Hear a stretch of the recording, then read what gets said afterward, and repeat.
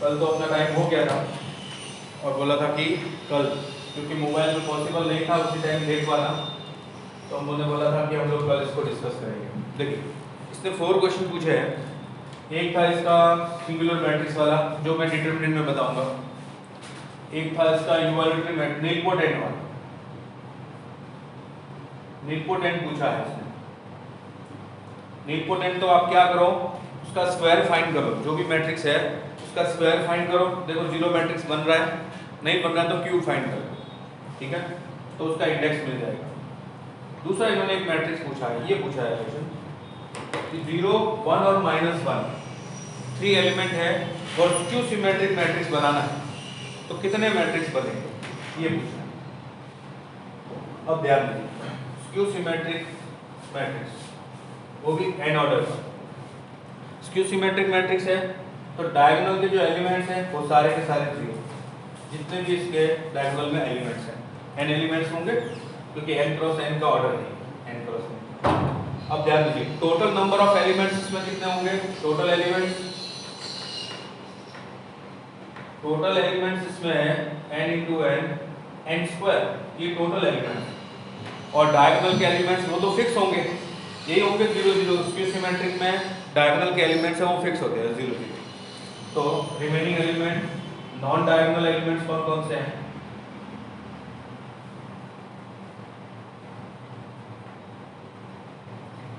वो है n square minus n। ये टोटल n स्क्वायर एलिमेंट्स हैं n क्रॉस n ये मैट्रिक्स के अंदर, उसमें से n डायगोनल के हैं तो non diagonal n square minus n। अब n स्क्वायर माइनस n में से जो n स्क्वायर हाफ तो इधर होंगे जो इस डायगोनल के नीचे है और हाफ इधर होंगे जो अबव द डायगोनल है, ठीक है। तो मैं बात करता हूँ इसकी, अगर इसमें से आपको कोई भी एक एलिमेंट है प्लेस, ये जो एलिमेंट का प्लेस है यहाँ पे अगर आपको एलिमेंट रखना है तो स्क्यू सिमेट्रिक मैट्रिक्स अगर आपने यहाँ पे कोई एलिमेंट रख दिया तो आपको यहाँ पे कौन सा एलिमेंट आएगा वो देखने की जरूरत नहीं, वो फिक्स है। अगर आपने यहाँ पे 1 रखा है तो इधर -1 आएगा, इधर आपने -1 आया तो इधर 1 आएगा। तो आपको करना क्या है, सिर्फ ये वाले एलिमेंट फिल कर लो या फिर ये वाले, या तो ये एलिमेंट फिल कर लो या फिर ये एलिमेंट फिल कर लो, दूसरे वाले तो ऑटोमेटिकली फिल हो जाएंगे। अगर यहाँ 1 रखोगे तो -1 रखोगे तो 1, 0 इधर रखोगे तो इधर भी 0 आएगा। अब आपके पास देखिए ऑप्शन कितने हैं, टोटल एलिमेंट्स कितने हैं, टोटल एलिमेंट्स जो कि हमको फिल करने हैं वो है n स्क्वायर माइनस n/2। ये इतने एलिमेंट्स हैं जहां पे हमको वो डिजिट रखनी है। अब हर प्लेस के लिए अपने पास जितने एलिमेंट्स के लिए प्लेस हमने डिसाइड किया है n स्क्वायर माइनस n/2, हर प्लेस के लिए आपके पास 3 ऑप्शन है। कौन कौन से, 0 1 और -1। अगर आपने यहाँ पे कहीं पे भी 0 रख दिया तो इधर वाला ऑटोमेटिकली 0 से फिल हो जाएगा, 1 रख दिया तो इधर -1 आ जाएगा, इधर -1 रखा तो इधर 1 आ जाएगा। तो ये फिल करने की जरूरत नहीं, आप ये फिल करो। ये फिल करने के बाद जितने तरीके से ये फिल होंगे उतनी आपकी स्क्यू सिमेट्रिक मैट्रिक्स बन जाएगी। तो एक एलिमेंट के लिए एक प्लेस के लिए आपके पास 3 ऑप्शन, दूसरे प्लेस के लिए फिर 3 ऑप्शन, तीसरे प्लेस के लिए फिर 3 ऑप्शन, ऐसे कितने प्लेस है total, n square minus n/2। तो ये हो जाएगा 3 3 3 3, कितने times, n square minus n/2, ये हो जाएगा 3n स्क्वायर माइनस n/2। इतनी स्क्यू सिमेट्रिक मैट्रिक्स बनेगी, ठीक है। रिवर्स आपको समझ आया क्या,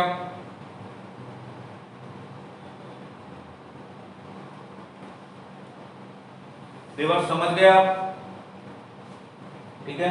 चलो जल्दी से स्क्रीनशॉट ले लो। आपका एक और क्वेश्चन है वो भी देख लेते हैं।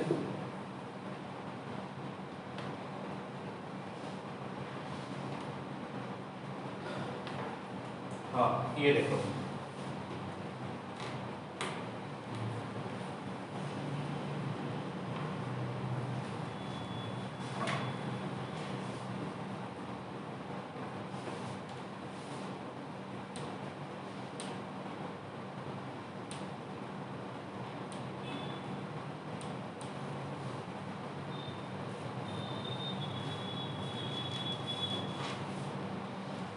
अब देखें इसके लिए आपको क्या गिवन है, p⁵50 है। मैंने आपको पहले ही बताया था अगर प्रोडक्ट ये 2 या 3 से ज़्यादा करवाता है हमसे, मतलब पावर है वो 2 या 3, p² या p³ इससे ज़्यादा, इसका मतलब कोई ना कोई पैटर्न बनने वाला है। उस पैटर्न को समझ लो और उसके बाद p50 फाइंड कर लो। हम 50 तक मल्टीप्लाई नहीं करेंगे मैट्रिक्स का, ध्यान देना, कभी भी ऐसा नहीं होगा। पावर भले 100 हो, 99 हो, 200 हो, कोई ना कोई ऐसा पैटर्न बन रहा होगा जिसके थ्रू हम उस तक पहुंच सकते हैं, उस पावर तक। तो अब देखिए पी स्क्वायर फाइंड करता हूँ। पी स्क्वायर क्या होगा, वो होगा 100 410 16 4 1, फिर एक बार भी 100 410 16 4 1। अब प्रोडक्ट करते हैं इसका। तो first row first column product करो 1 मिलेगा आपको। First row second column product करो 1 into 0 plus 0 into 1 plus 0 into 4, 0 मिल जाएगा। और फर्स्ट रो थर्ड कॉलम क्या मिलेगा, 1 into 0 plus 0 into 0 plus 0 into 1, 0 मिलेगा। ठीक है। Second row first column 4 into 1 plus 1 into 4 plus 0 into 16, तो 4 प्लस 4 मिल गया। फिर next second row second column 4 into 0 plus 1 into 1 और 0 into 4, 1 मिल गया। 4 into 0 1 into 0 एंड 0 into 1, 0 मिल गया। Third row first column 16 into 1 plus 4 into 4 16 plus 1 into 16 plus 16। Third row second column 0 into 16 0, 4 into 1 4, 1 into 4 4 plus 4 और ये last 1 आ गया। मतलब ये क्या बना, देखिए पी स्क्वायर आपको इस वे में मिला 100 और ये 4 है वो 2 टाइम्स आया, 2 टाइम्स ऑफ 4 लिख देता हूं मैं, 2 into 4 10। ये 16 है वो 3 टाइम्स आया, 3 टाइम्स ऑफ 16 या 2 टाइम्स ऑफ 4 और 1। अब चाहो तो यहीं से कोई पैटर्न बना सकते हो और आप चाहो तो इसको एक बार और मल्टीप्लाई कर सकते हो। आप में से किसी ने कुछ, हाँ बेटा मैंने प्रोडक्ट किया है p into p, इन दोनों का प्रोडक्ट किया है। देखिए एक बार और प्रोडक्ट करता हूँ। ये p स्क्वायर है, p क्यूब फाइंड करना है। p क्यूब क्या आएगा, देखिए ये फर्स्ट रो ये फर्स्ट कॉलम मल्टीप्लाई करो 1 into 1 plus 4 into 0 plus 16 into 0, ये आ जाएगा आपका 1। First row and second column कितना हुआ 0। First row third column 0। Second row और first column 2 into 4 into 1 plus 4 into 1, तो 3 into 4 आ गया। सेकंड रो सेकंड कॉलम 0 और ये 1 into 4 प्लस 4 into 1 कितना हो जाएगा, ये 1 0, ये बन गया आपका 1। ओके, फिर 2 into 4 0, 1 into 0 0 into 1 0। फिर third row first column 3 into 16 into 1, 2 into 4 into 4, तो 2 into 16 हो गया, प्लस 16 into 1, तो 3 into 16 प्लस 3 into 16, 6 into 16 हो गया। Plus third row second column, तो ये वाला 0 हो गया, 2 into 4 प्लस 1 into 4, तो 3 into 4 हो गया और प्लस 1, ये बन गया। अब देखो पैटर्न को समझते हैं। ये p3 है, मैं p(n) करता हूँ तो क्या बनेगा, देखो p स्क्वायर में इधर क्या आएगा 2, बाकी ये 1 0 0 1 0 1, इसमें कोई चेंज नहीं। यहाँ पे 2 टाइम्स ऑफ 4 आया स्क्वायर के अंदर, क्यूब में 3 टाइम्स ऑफ 4 आया, तो p पावर n में n टाइम्स ऑफ 4 मिलेगा, इधर भी n टाइम्स ऑफ 4 मिलेगा। अब इसको देखिए, स्क्वायर के अंदर 3 आया और क्यूब के अंदर 6 आया, तो कुछ ऐसा है n into n plus 1/2। ये कहां से ध्यान में आया, देखो जैसे आप n की जगह 2 पुट करोगे तो 2 plus 1 3, 3 into 2/2 3 बन गया। इस n की जगह 3 पुट करोगे 3 into 3 plus 1 4/2 6 आ गया। इसका मतलब इधर है n into n plus 1/2 into 16, ये 16, ये फॉर पावर n के लिए, n के लिए हमने फाइंड कर लिया। अब n की जगह अगर मैं 50 रखता हूँ 50, ये रहा 50, n की जगह 50, फिर माइनस i करता हूँ तो q मिल जाएगा, तो p⁻50 minus of i equals to q। अब q के अंदर फिर मुझसे ये पूछा है ये कितना होगा, तो p⁻50 देखिए क्या आएगा, ये हो जाएगा आपका 1 50 into 4, 50 into 4 मतलब 200, फिर 0, फिर 0, फिर 1, फिर 0, n into 50 into 50 plus 1, 50 by 2, 25 into 51 into 16, फिर ये n into 4 मतलब 50 into 4 200 और ये 1, ये p raised to 50 आ गया। अब इसमें से i को माइनस करना है, i का मतलब आइडेंटिटी मैट्रिक्स, ये i आइडेंटिटी मैट्रिक्स 1 0 0 0 1 0 एंड 0 0 1, ये माइनस करना है। तो ये किसके इक्वल आएगा? q के इक्वल। अब देखिए माइनस करेंगे तो डायगोनल के एलिमेंट 0 हो जाएंगे। ये हो गया 0 0 0 200 0 0 25 into 51 into 16 200 और ये 0, ये आपका q मैट्रिक्स आ गया। देवर्स देखो Q31 का मतलब third row first column, third row first column का ये है 25 into 51 into 16, फिर Q of 32 third row second column, ये plus 200 divide by Q of 21 second row first column divide by 200, ये 200।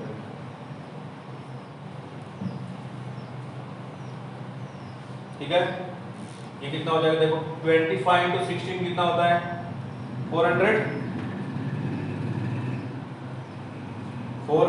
और ये 200, तो 200 कैंसिल हो जाएगा, 400 का 2 into 51 plus 1, ये हो जाएगा कितना? 102 and 1103, ऐसा कुछ आंसर मिल जाएगा। देवर्स चलो जल्दी से स्क्रीनशॉट ले लो देवर्स, फिर हम अपना आज का स्टार्ट करते हैं।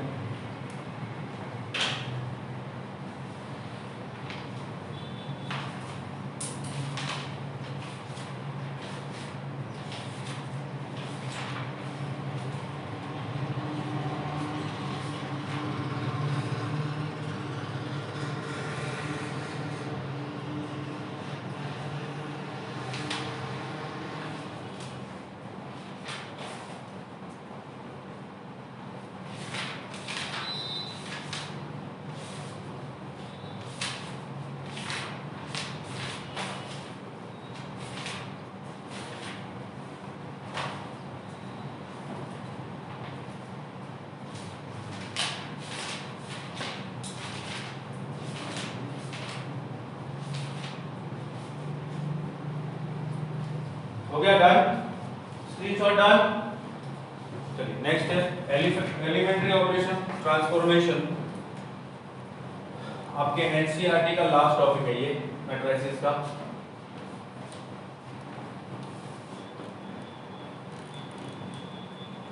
देखो एलिमेंट्री ऑपरेशन मैं आपको बता देता हूँ यहाँ पे मैट्रिसेस के अंदर, आपको बोर्ड के अंदर अगर पूछा जाता है तो किस तरह से सॉल्व करना, आपको जेई में किस पूछा जाएगा तो कैसे सॉल्व करना है वो बाद में बताऊंगा आपको जब हम डिटरमिनेंट पढ़ेंगे।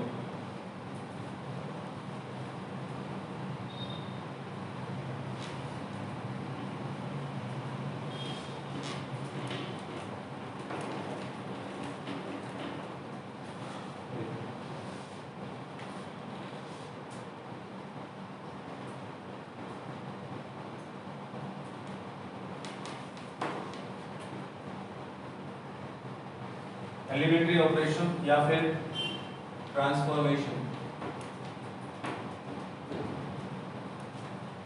एलिमेंट्री ऑपरेशन या फिर ट्रांसफॉर्मेशन, इसको देखिए क्या चीज क्या है ये।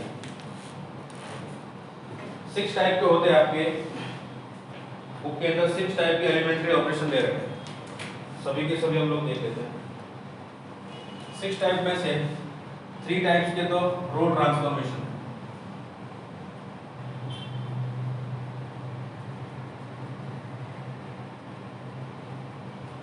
और 3 है वो कॉलम ट्रांसफॉर्मेशन।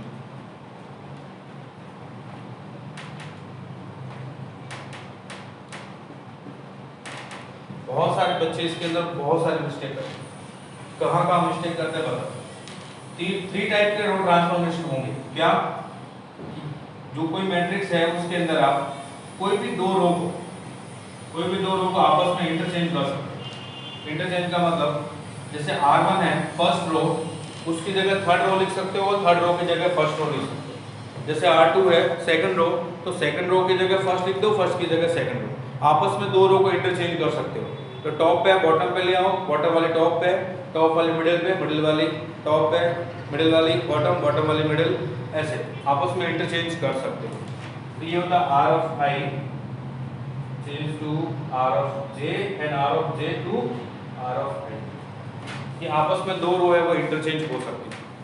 ठीक वैसे कॉलम ट्रांसफॉर्मेशन के अंदर दो कॉलम आपस में इंटरचेंज हो सकते हैं, दो कॉलम को आप आपस में इंटरचेंज कर सकते हैं। ठीक है। दूसरा है किसी भी रो को आप किसी कांस्टेंट से मल्टीप्लाई या डिवाइड कर सकते हो। किसी भी रो को मैट्रिक्स के अंदर किसी रो को आप किसी स्केलर क्वांटिटी से मल्टीप्लाई या डिवाइड कर सकते हो। जैसे R of I है, इसको आपने मल्टीप्लाई कर दिया M से, R of J, या फिर डिवाइड भी कर सकते हो। आपने मल्टीप्लाई किया, कुछ लोग इसको कभी जैसे जरूरत पड़ेगी वैसे आप डिवाइड भी कर सकते हो।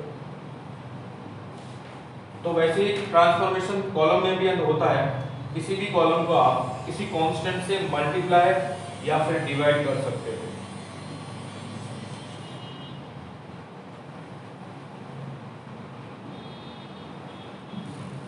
किसी कांस्टेंट से आप डिवाइड भी कर सकते हो। नंबर 3 है, ये इंपॉर्टेंट है, यहाँ पे आप मिस्टेक करते हो बहुत सारे बच्चे, ध्यान से देखना। मैं क्या कह रहा हूँ कि किसी भी रो के अंदर दूसरी रो को किसी कांस्टेंट से मल्टीप्लाई या डिवाइड करके ऐड कर सकते हैं। ध्यान देना, मैंने क्या बोला, किसी भी रो के अंदर दूसरी रो को, ऐसा नहीं कि आप जिस रो में ऑपरेशन लगा रहे हो उसी को मल्टीप्लाई करके उसमें ऐड कर रहे हो, ऐसा नहीं होना चाहिए। कुछ बच्चे तो ऐसा भी करते हैं कि ऑपरेशन तो लगा रहे हैं R1 के अंदर लेकिन काम करने जा रहे हैं R2 के अंदर। इसका मतलब होता है कि आपने R1 में ऑपरेशन लगाया है और R2 माइनस R1 कर रहे हो, ऐसा कैसे पॉसिबल? आप ऑपरेशन लगा रहे हैं R1 में और सब्ट्रैक्ट करने जा रहे हो R2 के अंदर, ऐसा नहीं हो सकता। जिसमें आप ऑपरेशन लगा रहे हो उसी के अंदर आप दूसरी रो को ऐड या सब्ट्रैक्ट कर सकते हो, डिपेंड करेगा आपको जैसी जरूरत है, और किसी कांस्टेंट से मल्टीप्लाई या डिवाइड करके। ठीक है, ये रॉन्ग है। आप इसकी जगह ऐसा लिख सकते हो कि मुझे R1 में से R2 को माइनस करना है, तो ये चलेगा। आपने R1 में कौन सा ऑपरेशन लगाया, रो 1 में से रो 2 को माइनस किया, ये चलेगा। ठीक है। बहुत सारे बच्चे इसमें बहुत सारे मिस्टेक करेंगे। कुछ तो ऐसा भी कर सकते हैं, R1 में सर R1 प्लस 2 कर दिया, ऐसा नहीं होता है। R1 प्लस 2 क्या है? प्लस 2 कुछ नहीं होता ऐसा। आप सिर्फ इसको मल्टीप्लाई या डिवाइड कर सकते हो, या दूसरी रो को 2 से मल्टीप्लाई करके 2 इंटू R2 ऐसा कर सकते हो, ये चलेगा। ठीक है। अब देखिए कॉलम के अंदर तीसरा ट्रांसफॉर्मेशन, थर्ड ट्रांसफॉर्मेशन जो होता है वो ऐसा ही होता है, C of I, ये हो जाएगा C of I plus minus के C of J।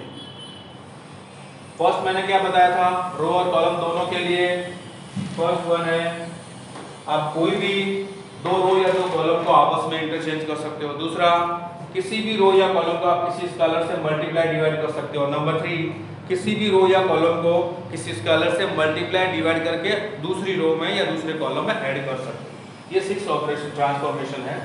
3 आपके रो के लिए है और 3 कॉलम के लिए। ये होता है एलिमेंट्री ट्रांसफॉर्मेशन। ये आपके एनसीईआरटी के लिए बहुत काम करेगा। ठीक है, चलिए स्क्रीनशॉट ले लीजिए, फिर आगे बढ़ते हैं।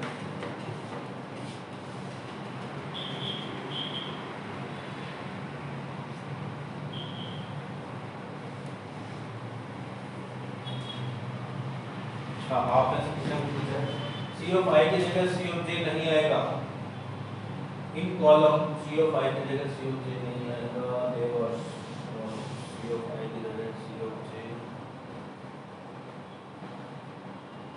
नहीं, I की जगह J का आएगा। प्रीमा ने बहुत अच्छा क्वेश्चन पूछा, जिसे हम एट ए टाइम सबको यूज कर सकते हैं। बस ध्यान क्या रखना प्रीमा, अगर आप स्टेप बचाना चाहते हो तो देखो, आपने R1 पे ऑपरेशन लगाया, ठीक है, जैसे R1 plus 2 times of R2 कर दिया, फिर नेक्स्ट टाइम आप R3 के अंदर ऑपरेशन लगा रहे हो R3 माइनस R1, तो ध्यान देना अब आपकी जो R1 है वो पहले वाली R1 नहीं है, अब नई वाली R1 यूज लेना। पहले वाली जो आपके पास R1 थी उसको आपने चेंज कर दिया, उसके बाद ये ऑपरेशन लगा रहे हो तो आपके पास नई वाली R1 आएगी और उसको यूज करना। इसलिए हम स्टेप बाय स्टेप यूं करते हैं कि ये मिस्टेक ना हो। आप एक साथ कई ऑपरेशन लगा सकते हो, लेकिन ध्यान रखना जहां पे भी दूसरी रो को यूज कर रहे हो ना, वो आप चेंज हो चुकी है, पहले वाली नहीं रही। ठीक है रीमा, अगर आप ऐसा ना करके ये पूरा पहले लिख लो, मैट्रिक्स बना लो, उसके बाद ये लगा देते हो R3 माइनस R1, तो इससे मिस्टेक होने के चांसेस बहुत कम है। इसमें मिस्टेक हो सकती है, लेकिन अगर आप ध्यान से करोगे तो इसमें आप अपना टाइम बचा सकते हो। दोनों चीजें, ठीक है। चलिए नेक्स्ट है इन्वर्टिबल मैट्रिक्स या इनवर्स मैट्रिक्स। Screenshot done. देखिए इन्वर्टिबल मैट्रिक्स तो मैंने आपको बताया था, A and B are two matrices of same order, then A into B or B into A equals to I है, then A and B are inverse of each other। अगर कोई ऐसी matrix exist करती है, जैसे मान लो A कोई square matrix है और उसी ऑर्डर का दूसरा कोई मैट्रिक्स है B, अगर ऐसा एग्जिस्ट करता है कि AB और BA दोनों का प्रोडक्ट है वो I बन जाए, या तो AB करो या BA, तो ये जो B है वो A का इन्वर्स होगा और A है वो B का इन्वर्स, ये दोनों एक दूसरे के इन्वर्स होते हैं। ये तो मैं डेफिनेशन पहले बता चुका हूं। अब हमारे पास जो एलिमेंट्री ऑपरेशन किए हैं उसका रोल क्या। अब ध्यान से देखना, मेरे पास एक मैट्रिक्स है A, ये स्क्वायर मैट्रिक्स है, और दूसरी B, वो भी स्क्वायर मैट्रिक्स, सेम ऑर्डर की, ये m क्रॉस n है, n क्रॉस n, तो ये भी n क्रॉस n, ठीक है। इन दोनों का मैंने प्रोडक्ट किया तो मुझे एक नई मैट्रिक्स मिली C। तो अब ध्यान से सुनना, क्या करने जा रहा हूं, इन दोनों के प्रोडक्ट से मुझे नई मैट्रिक्स मिली C। अब मैं C में रो ऑपरेशन लगाने जा रहा हूं। तो आपके पास दो तरीके, इन दोनों का प्रोडक्ट होने के बाद जो मैट्रिक्स मिलेगी उसमें रो ऑपरेशन लगा दो, या फिर ऐसा करो कि ये जो A है ना, A, जब आप इन दोनों का प्रोडक्ट करोगे तो आपको पता है RC मेथड से हम प्रोडक्ट करते हैं रो कॉलम, ये first pre multiply post multiply, इसकी रो इसका कॉलम, इसकी रो इसका कॉलम। तो फर्स्ट वाली जो पहले वाली रो मैट्रिक्स है उसकी सिर्फ हम रो ही यूज करते हैं। तो क्यों ना ऐसा किया जाए कि रो ट्रांसफॉर्मेशन इसमें लगा दूं और बाद में प्रोडक्ट करूं। समझ में आ रहा है? तो जब भी आप रो ऑपरेशन लगाने जा रहे हो, दो मैट्रिक्स का प्रोडक्ट होकर एक नई मैट्रिक्स बन रही है, तो इसमें अगर आप रो ऑपरेशन लगा रहे हो तो ध्यान देना वही सेम रो ऑपरेशन इस प्री मल्टीप्लाई मैट्रिक्स के अंदर लगेगा, सेम टू सेम। इससे रिजल्ट में आपको कोई चेंज नहीं मिलेगा। ऐसा क्यों? क्योंकि मान लो आपने इसमें फर्स्ट रो में सेकंड रो को ऐड कर दिया। अब ये फर्स्ट वाली रो आई कहां से? इसकी रो इसके कॉलम के साथ मल्टीप्लाई होकर तभी तो आई है। तो आप क्या करो, इसके अंदर ही वो फर्स्ट वाली रो के अंदर सेकंड वाली रो ऐड कर दो और फिर मल्टीप्लाई करो, आपको सेम रिजल्ट मिलेगा। ठीक है? तो रो ऑपरेशन के अंदर ध्यान देना कि दो स्क्वायर मैट्रिक्स सेम ऑर्डर की स्क्वायर मैट्रिक्स के प्रोडक्ट से नई मैट्रिक्स बन रही है, तो आप उसमें रो ऑपरेशन लगा रहे हो, जो भी रो ऑपरेशन तीनों में से वो सेम रो ऑपरेशन आप इसमें लगाओ प्री मल्टीप्लाई मैट्रिक्स के अंदर, तो आपको सेम रिजल्ट मिलेगा। तो रो ऑपरेशन लगाने के लिए ध्यान देना कौन सी मैट्रिक्स यूज करेंगे, जो मल्टीप्लाई के अंदर जो पहली पोजीशन पे हो।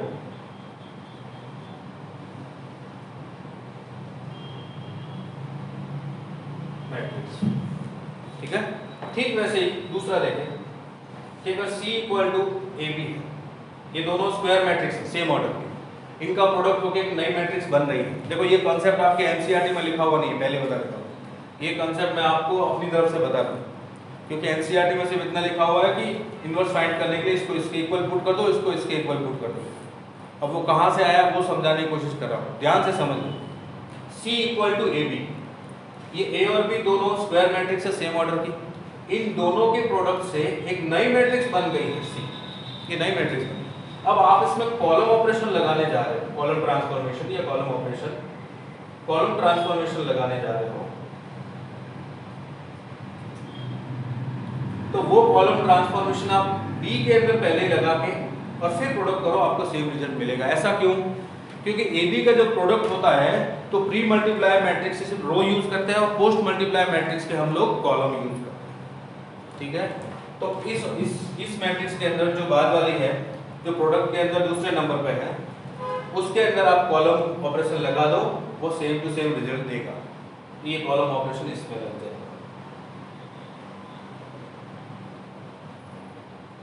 तो ध्यान देना, जब भी आप कॉलम ऑपरेशन लगाने जा रहे हो या कॉलम ट्रांसफॉर्मेशन करने जा रहे हो,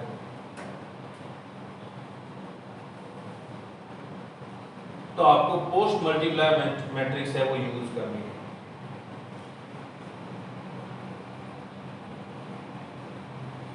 क्यों यूज करनी है इसमें प्री मल्टीप्लाई, इसमें पोस्ट मल्टीप्लाई? क्या ये कॉन्सेप्ट समझ आया आप लोगों को? हम रो के अंदर जब रो ऑपरेशन करते हैं तो प्री मल्टीप्लाई मैट्रिक्स यूज करते हैं, और कॉलम ऑपरेशन यूज करते हैं तो पोस्ट मल्टीप्लाई मैट्रिक्स यूज करते हैं। क्यों करते हैं ये बात समझ में आई आप लोगों को?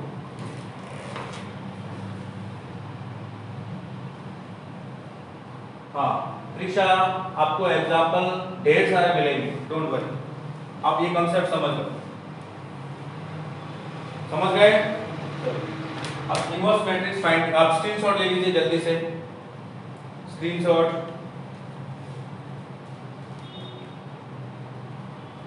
डन? चलिए, तो ये लास्ट टॉपिक आपकी एनसीईआरटी बुक का inverse of a matrix by elementary transformation.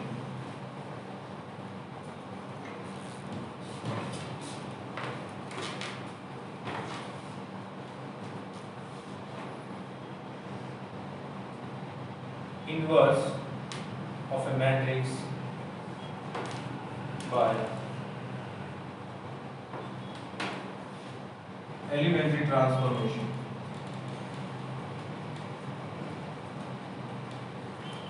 ठीक है, देखिए करेंगे क्या, ध्यान से देखिएगा।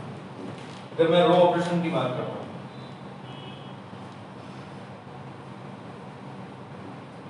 रो ऑपरेशन के थ्रू मैं इनवर्स फाइंड करना चाहता हूँ, तो देखिए ए कोई स्क्वायर मैट्रिक्स है, ए एक स्क्वायर मैट्रिक्स है, क्योंकि मैंने आपको शायद पहले बताया हुआ है कि स्क्वायर मैट्रिक्स का ही इनवर्स पॉसिबल है, रेक्टेंगुलर मैट्रिक्स का इनवर्स पॉसिबल नहीं है, और स्क्वायर मैट्रिक्स के अंदर भी सबका इनवर्स पॉसिबल नहीं होता। कुछ स्क्वायर मैट्रिक्स ऐसी है जिनका इनवर्स है वो पॉसिबल होता है। डिटरमिनेंट जब पढ़ेंगे तो आप देख के बता दोगे कि इसका होगा या नहीं होगा। फिर लोग मैट्रिक्स पढ़ते हैं तो उसको आप इस वे में समझो। ए कोई स्क्वायर मैट्रिक्स है तो आप इसको ऐसा लिख सकते हो, आई ए, क्योंकि आइडेंटिटी मैट्रिक्स सेम ऑर्डर की प्रोडक्ट करोगे ए के साथ तो आपको ए ही मिलेगा, आइडेंटिटी इनटू ए यही तो होता है। तो हमने ऐसा लिखा क्यों? क्योंकि मैं इसमें रो ऑपरेशन लगाने जा रहा हूं, रो ऑपरेशन लगाऊंगा, रो ऑपरेशन या रो ट्रांसफॉर्मेशन भी बोल सकते हो। रो ऑपरेशन लगाऊंगा एक में, और इस तरह से लगाऊंगा sequence of row operation. Sequence of row operation के बहुत सारे एक के बाद एक रो ऑपरेशन लगाता जाऊंगा, जब तक कि ये जो ए है वो आइडेंटिटी मैट्रिक्स में कन्वर्ट नहीं हो जाता। ये जो ए है उसके अंदर मैं तब तक रो ऑपरेशन लगाता जाऊंगा जब तक ये आइडेंटिटी मैट्रिक्स में कन्वर्ट नहीं हो जाता। जैसे आइडेंटिटी मैट्रिक्स में कन्वर्ट हो गई तो मैंने क्या बताया था कि दो मैट्रिक्स का प्रोडक्ट हो रहा है, रो ऑपरेशन लगाना है तो प्री मल्टीप्लाई मैट्रिक्स के अंदर रो ऑपरेशन लगाओ। जो जो रो ऑपरेशन इसमें लगेगा लेफ्ट हैंड साइड में, वैसा का वैसा row operation right hand side में इस आई में लगेगा। ए में आपको कुछ नहीं करना, और जैसे जैसे ये आई बन जाएगी वैसे ये कोई ना कोई दूसरी मैट्रिक्स बनेगी बी, इतने सारे रो ऑपरेशन के बाद। अब मुझे पता कैसे चलेगा कि रो ऑपरेशन कब तक लगाना है? बस आपको ये जो ए है ना मैट्रिक्स, इसको आइडेंटिटी बनाना है, तब तक रो ऑपरेशन लगा देंगे। जैसे आइडेंटिटी मैट्रिक्स बन गया आप उठ जाओ, ठीक है। उसके कॉरेस्पॉन्डिंग आई है वो बी में कन्वर्ट हो जाएगा, और ये ए है उसको कुछ नहीं करना, आपको ए ही लिखना है, ये आई इक्वल टू बी है, ठीक है। अब देखो आपने इनवर्स फाइंड कर लिया, कौन सा? ये बी मैट्रिक्स जो यहाँ पे बनेगी ना वो ए का इनवर्स होगा, क्योंकि मैंने क्या बताया था इन्वर्टिबल मैट्रिक्स के अंदर if two matrix of same order are such that BA or AB equals to I, then A and B are inverse of each other। देखिए ये B और A का प्रोडक्ट क्या मिल गया आपको? I मिल गया। अब आप A इनवर्स से मल्टीप्लाई कर दो both side, A inverse equal to B into A inverse, ये हो गया I into A inverse A inverse equal to a into a inverse I into b b, तो b equal to a inverse मिल गया आपको। तो ये जो बी आपने फाइंड किया है यही इस ए स्क्वायर मैट्रिक्स का इनवर्स मैट्रिक्स है। आपको ये सब करने की जरूरत नहीं है, मैं ये समझाने के लिए कर रहा हूं। तो देखो आपने रो ट्रांसफॉर्मेशन से कैसे इनवर्स फाइंड कर लिया, ठीक है। इसका एक छोटा सा एग्जांपल उसी से आपको समझ में आएगा। मान लो आपके पास एक मैट्रिक्स है ए, मैं पहले 2 क्रॉस 2 का करना था, 1 2 3 4, एक सिंपल सा मैट्रिक्स है। अब मुझे क्या करना है, इसका इनवर्स मैट्रिक्स फाइंड करना है using row operation, row transformation. तो आप इसको ऐसे लिखो a equals to I P, ध्यान देना आई पहले आएगा रो ऑपरेशन के अंदर, ठीक है। तो ये कितना हुआ 1 2 3 और 4। अब यहाँ पे जो आइडेंटिटी मैट्रिक्स है उसको मैंने लिखा 1 0 0 1, और ये a जो है उसको आपको कुछ नहीं करना है, ऐसे लिखना है जैसा लिखा हुआ वैसे। अब मैं रो ऑपरेशन, अब मुझे पता कैसे चलेगा कि रो ऑपरेशन कौन सा लगाना है, सबसे मेन चीज यहाँ पे। अब ध्यान से सुनना, करना क्या है, इनवर्स फाइंड करने के लिए अगर आपको रो ऑपरेशन से इनवर्स फाइंड करना है तो लेफ्ट हैंड साइड में तो जो मैट्रिक्स आपको गिवन है वो लिखनी है, राइट हैंड साइड में a लिख के और उसके आगे i लिख देना। रो ऑपरेशन में तो आगे i आएगा, ठीक है, क्योंकि रो पहली वाली प्री मल्टीप्लाई मैट्रिक्स का ही यूज करते हैं। उसके बाद क्या करना है, ध्यान देना, इसको आइडेंटिटी बनाना है। तो आइडेंटिटी मैट्रिक्स होता कैसा है, ऐसा कुछ होता है, देखो आइडेंटिटी मैट्रिक्स। तो आपको करना क्या है, सबसे पहले यहाँ पे 1 लाना है किसी भी तरीके से, कोई सा भी रो ट्रांसफॉर्मेशन यूज करो, A1 1 first row first column में 1 लेके आओ कैसे भी करके। उसके बाद इसके नीचे जितने भी एलिमेंट्स है वो सब 0 बनाओ, जितने भी। उसके बाद दूसरे नंबर पे A22 second row second column का एलिमेंट है वो 1 बनाओ। 1 बनाने के बाद इसके ऊपर या इसके नीचे जितने भी एलिमेंट्स है सब 0 बना दो। ठीक वैसे ही थर्ड रो थर्ड कॉलम का एलिमेंट है वो 1 बनाओ, इसके ऊपर नीचे जितने भी है वो सब 0 बना देता हूँ। इस प्रोसीजर में चलना है आपको, ऐसे बिल्कुल, ठीक है। जैसे इसके अंदर फर्स्ट रो फर्स्ट कॉलम का एलिमेंट क्या है, 1 ऑलरेडी है, आपको कुछ करने की जरूरत नहीं है। उसके बाद क्या करना है, उसके नीचे जितने भी एलिमेंट है वो सब 0 बनाना है। इसको 0 कैसे बनाऊंगा, सोच के देखो, ये 0 कैसे बनेगा, अगर मैं इसको 3 से मल्टीप्लाई करके इसमें सब्ट्रैक्ट कर दूं, सेकंड रो है उसमें से फर्स्ट रो को 3 से मल्टीप्लाई करके सब्ट्रैक्ट कर दूं, ऐसा कर दूं, देखो R2 के अंदर R2 minus 3 times of R1 कर देता हूं। रो कौन सी है, सेकंड रो। क्या किया उसमें, देखो R2 पहले यहां पे लिखने का मतलब मैं इसमें ऑपरेशन कर रहा हूं, इसमें कर क्या रहा हूं, इसमें से माइनस कर रहा हूं किसको, R1 को 3 टाइम्स मल्टीप्लाई करके। तो अब ये क्या बन जाएगी, देखो मैंने R1 में कोई चेंज नहीं किया, R1 में ऐसे ही लिखूंगा 1 2, इसमें 3 माइनस 3 0 और 4 माइनस 2 3 जा 6, 4 माइनस 6 माइनस 2 है इक्वल टू, जो ऑपरेशन यहाँ पे लगा है वो यहाँ पे भी लगेगा। R1 में कोई चेंज नहीं, R2 में R1 में से 3 से मल्टीप्लाई करके माइनस करो तो माइनस 3 और ये 1 इंटू a आ गया। क्लियर है। अब देखो next, first row first column का एलिमेंट 1 बनाया, उसके नीचे सारे एलिमेंट 0 बनाए।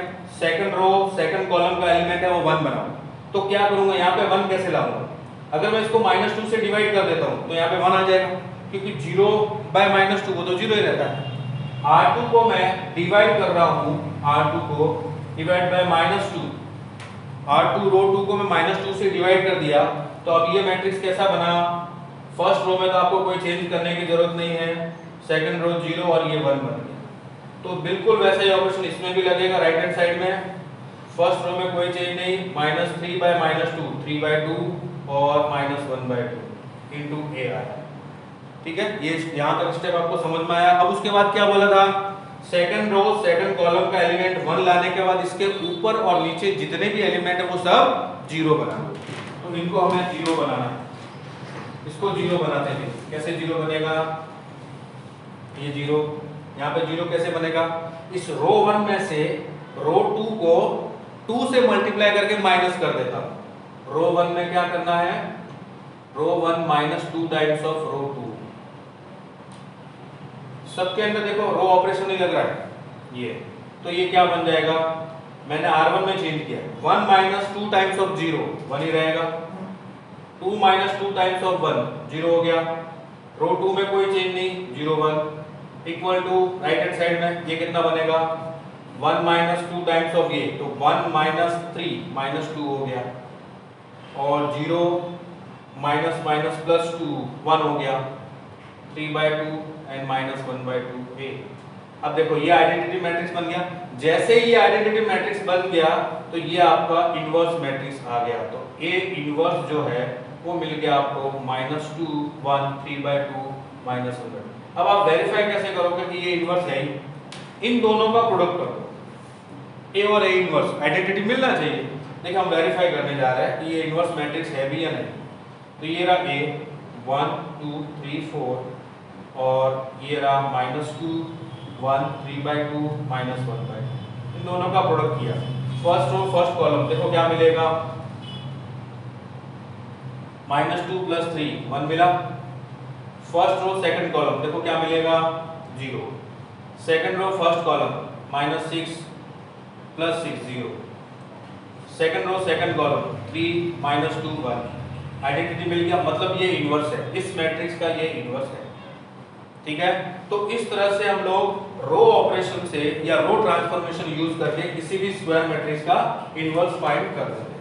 अब आप बोलोगे सर आपने बोला था कि हर किसी स्क्वायर मैट्रिक्स का इनवर्स होता नहीं है, तो वो कैसे पता चलेगा? हम तो करते जाएंगे ये और मिलता जाएगा हर मैट्रिक्स का। बिल्कुल वैसे ही आप यहाँ पे रो ट्रांसफॉर्मेशन लगाते जाओ, ध्यान से सुनना, रो ट्रांसफॉर्मेशन लगाते जाओ और रो ट्रांसफॉर्मेशन लगाते लगाते कभी ऐसे स्टेप पे पहुंच जाओ कि जहां पे कोई भी एक रो या कोई भी एक कॉलम के सारे एलिमेंट 0 आ जाए। किसी भी एक रो, मान लो यहाँ पे ये दोनों 0 आ गए या फिर यहाँ पे ये दोनों 0 आ गए। अगर ऐसा हो जाता है कि मान लो 3 क्रॉस 3 का है और फर्स्ट रो के सारे एलिमेंट 0 आ गए, 2-3 ट्रांसफॉर्मेशन लगाए और सारे 0 आ गए, या कॉलम के सारे 0 आ गए, तो उस मैट्रिक्स का इनवर्स मैट्रिक्स पॉसिबल नहीं है। समझ गए? अगर ऐसा नहीं होता है तो फिर आपको इनवर्स मिल जाएगा, क्योंकि अगर सारे 0 आ गए तो उसके बाद आप उसके अंदर ऑपरेशन लगाते जाओ, घूमते जाओगे, फिर लगाओगे, फिर वापस वहीं पहुंचोगे, फिर लगाओगे, वापस वहीं पहुंचोगे, वो आइडेंटिटी मैट्रिक्स बनेगा ही नहीं। एक बार सारे रो के सारे एलिमेंट 0 बन गए, फिर आप इसमें ऑपरेशन लगाते जाओ, वो 1 कभी आएगा ही नहीं, क्योंकि एक साथ अगर यहाँ लाओगे तो वो इधर भी आएगा, ऐसे ऐसे घूमते रह जाओगे, तो उसका इनवर्स पॉसिबल होता ही नहीं। तो ऐसे पता चलता है कि किस मैट्रिक्स का स्क्वायर मैट्रिक्स का इनवर्स होगा या नहीं होगा। और रो ट्रांसफॉर्मेशन से इनवर्स फाइंड करना है तो ये तरीका है। अब आप में से किसी को कुछ भी डाउट हो तो पूछ सकते हो।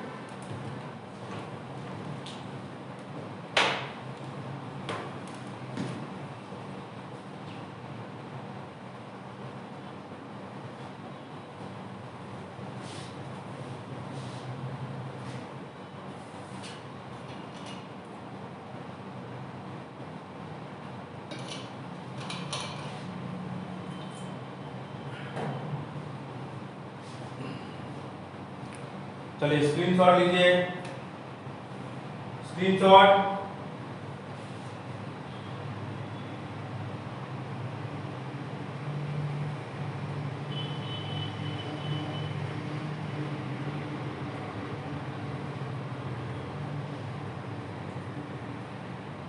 हाँ त्रिशा, रागिला त्रिशा, क्या अभी आपको समझ में आया? ये एग्जाम्पल जो दिया है इसके समझ आया? क्या कहना चाह रहे थे हम लोग?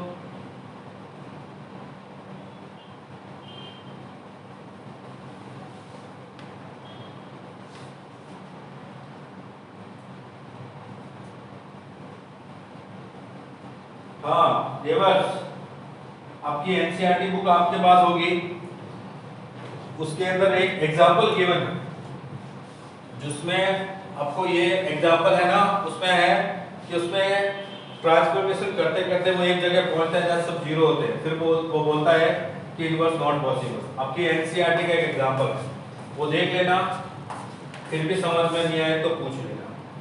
ठीक है, मैं 3 क्रॉस 3 का एक मैट्रिक्स बताता हूँ, या फिर एक काम करता हूँ, एक दूसरा मैट्रिक्स कॉलम ऑपरेशन से भी करके देख लेते हैं, 2 क्रॉस 2 का ही ये है।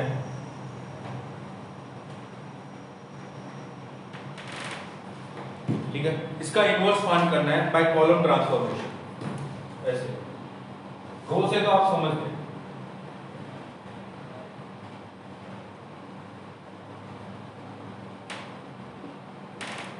By column transformation. इसमें कैसे करना है देखिए, कॉलम ट्रांसफॉर्मेशन में जैसे मैंने रो में a equals to I of a लिखा, तो इसमें क्या लिखूंगा, a equals to a of i, a equal to a of i, ऐसा लिखूंगा। क्योंकि मैंने बताया था प्रोडक्ट होता है तो हम पोस्ट मल्टीप्लाई मैट्रिक्स से कॉलम यूज करते हैं, तो कॉलम ऑपरेशन यहाँ पे आएगा कॉलम ट्रांसफॉर्मेशन, और यहाँ पे भी आएगा column transformation.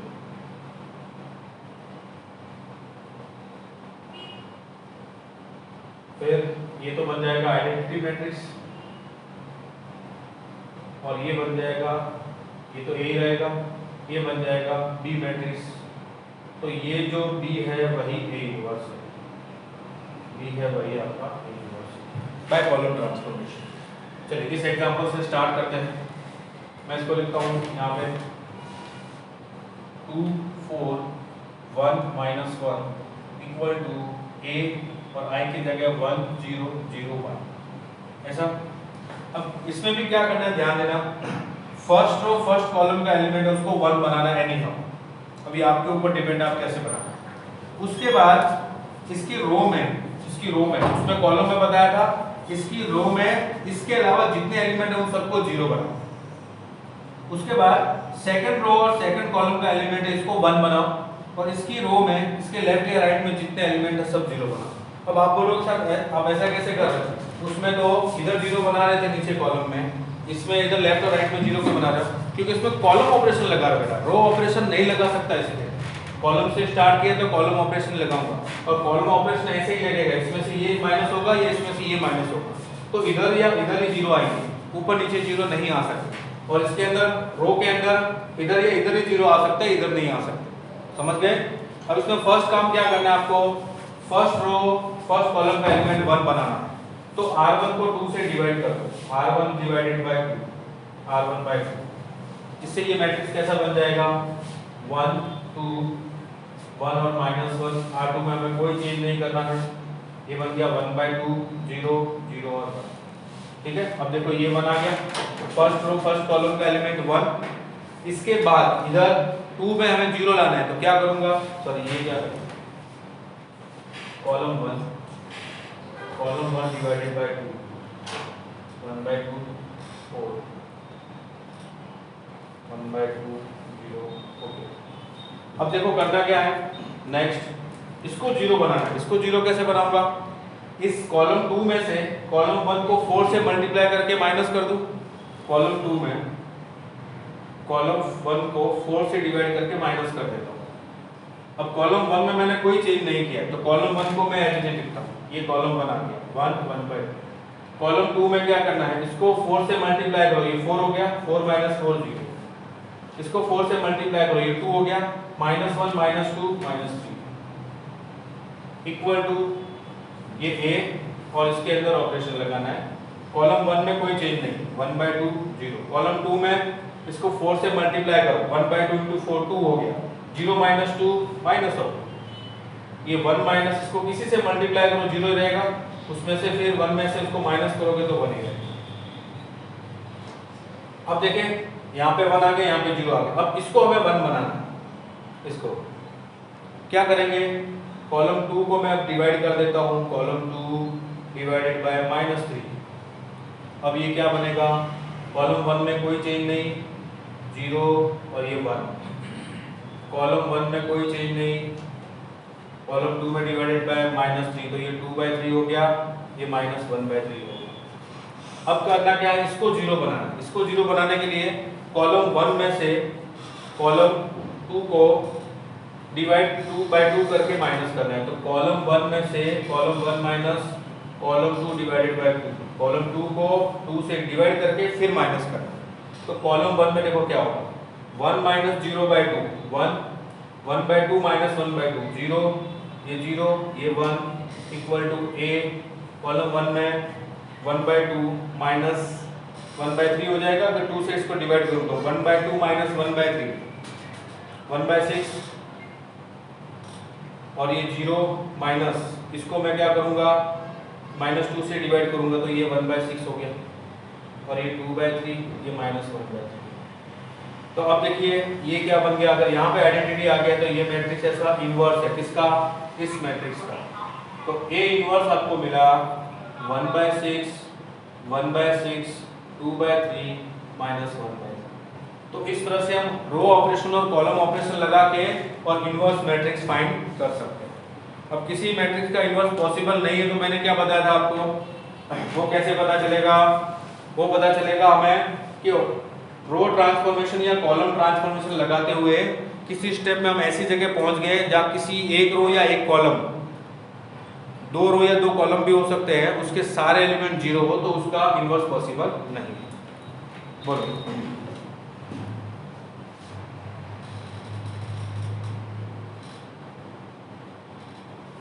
Down side is not visible 1 0 0 1। ये वाला जो है ना ये ऐसे लिखा हुआ 1 0 0 1 और ये लिखा हुआ 1/6 2/3 1/6 -1/3। हाँ अब देखो अब दिख जाएगा, ठीक है और विजिबल है। जैसे मैंने 2x2 के लिए आपको इनवर्स फाइंड करना बताया है, बिल्कुल इसी मेथड से यही प्रोसीजर फॉलो करके और आपको 3x3 मैट्रिक्स का इनवर्स फाइंड करना है, चाहे वो रो ट्रांसफॉर्मेशन हो चाहे कॉलम ट्रांसफॉर्मेशन, ठीक है। चलिए आप स्क्रीनशॉट ले लीजिए और आज के लिए आपका होमवर्क है एक्सरसाइज 3.4। मिसलेनियस के भी आपके जो भी सम होते हैं वो कर लेना। आपका एनसीईआरटी का मैट्रिक्स चैप्टर फिनिश हुआ, जो भी डाउट है वो कल आप मेरे से पूछ लेना, ठीक है। इसका जेई वाला पोर्शन है वो हम कल डाउट देखने के बाद फिर करेंगे। आज के लिए इतना ही, बाकी